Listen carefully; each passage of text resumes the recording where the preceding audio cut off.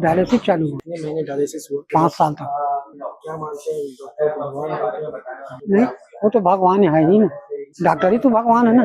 भगवान का दूसरा रूप डॉक्टर ही है। मैं खुश हूँ, मुझे कोई तकलीफ आपके नहीं। बेटे के नाम? डॉक्टर उत्तम कुमार देशमुख बीएमएस डॉक्टर है।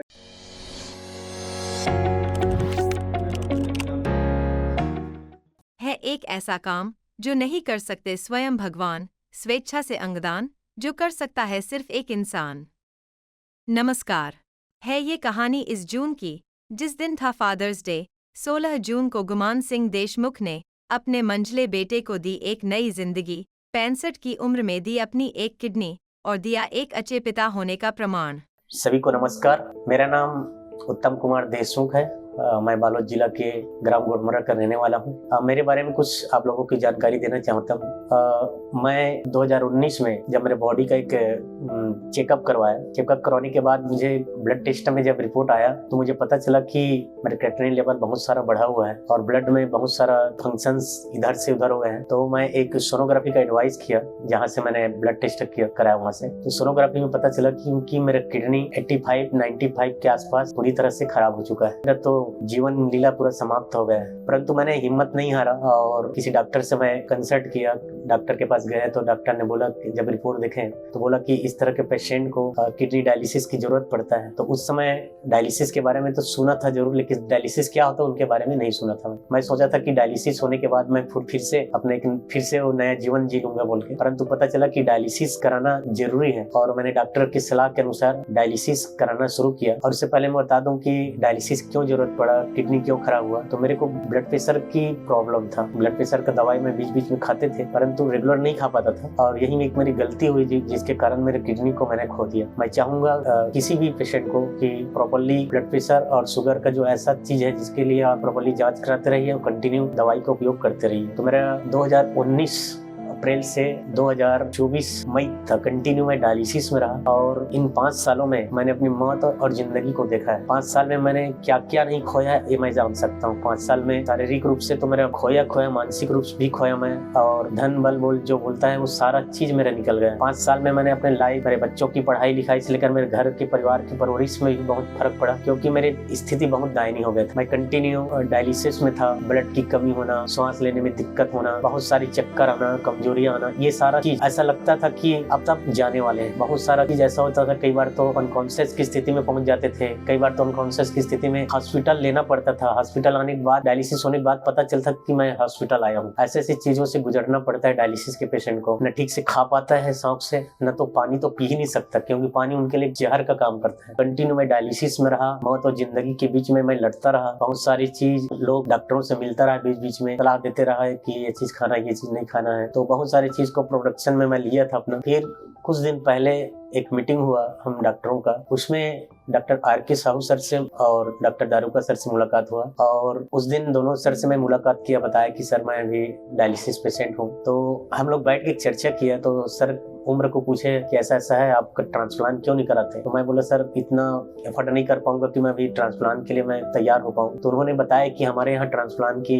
व्यवस्था कर रहे हैं, हम जब ट्रांसप्लांट होगा तो आप हमारे यहाँ कराइएगा बोल के। फिर हम रेडी हुआ ट्रांसप्लांट के लिए। धीरे धीरे सब फिर परिवार लोगों को बात किए, परिवार में माँ और बाबूजी एग्री हुए अपने किडनी देने के लिए। तो हॉस्पिटल में एक मीटिंग अरेंजमेंट किया सर लोग और सभी चीज के बारे में बताया गया माँ बाबूजी को, मुझे सब चीज के बारे में। उस समय वो सब एग्री हो गए। एग्री होने के बाद ट्रांसप्लांट के लिए एक प्रोसेस चलता है जांच के लिए, और सारी जांच हुई। जांच दोनों बाबूजी और मेरा सब रिपोर्ट नॉर्मल्स रहे और जांच होने के बाद मेरा जो ऑपरेशन यहाँ पे हुआ ट्रांसप्लांट 16/6/24 को, तो 16/6/24 को मेरा ट्रांसप्लांट हुआ। मैं उसके बाद 4 से 5 दिन में मैं अपने आप को फिट महसूस किया। मेरा जो यूरिन पासिंग बंद था वो यूरिन पासिंग फिर से चालू हुआ। मुझे उससे बढ़ के खुशी मैं बता नहीं सकता कि मैं 3 साल से मेरा यूरिन जो था बंद हो गया था। और मैं जैसे मेरा ऑपरेशन हुआ, जैसे मुझे ICU में ले गया, मेरे यूरिन चालू हो गया। तो चालू होने के बाद मेरी बॉडी में जितने भी कार्बन जो बढ़ा रहता है, सिम्टम बढ़ा रहता है, सारा चीज़ धीरे धीरे धीरे धीरे कम हो गया है। आज मेरा क्रिएटिनिन लेवल बहुत ही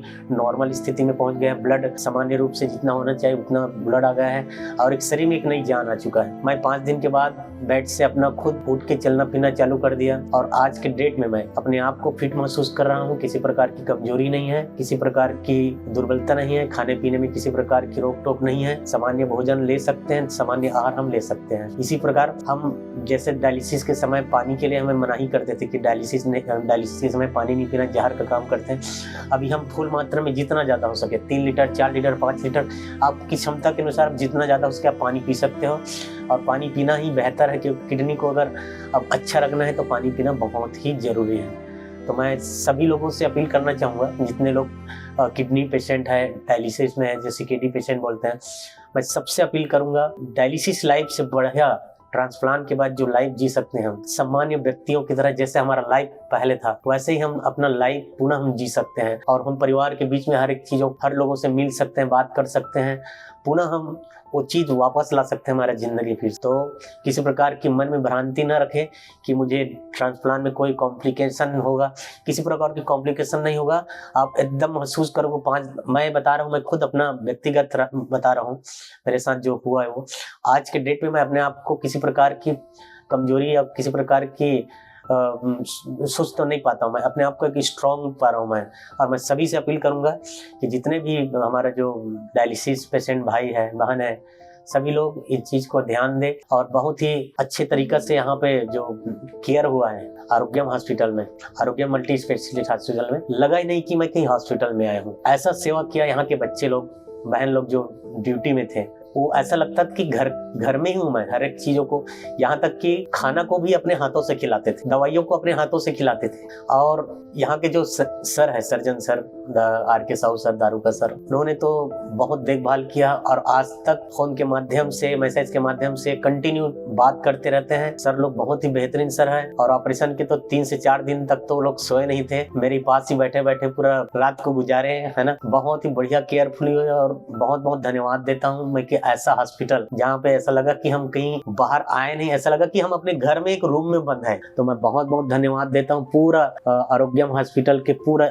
डॉक्टर्स, ड्यूटी डॉक्टर्स और जितने भी नर्सिंग स्टाफ है, केयर टेकर, सभी लोगों का मैं बहुत बहुत हृदय से आभार करता हूँ। बहुत बहुत धन्यवाद।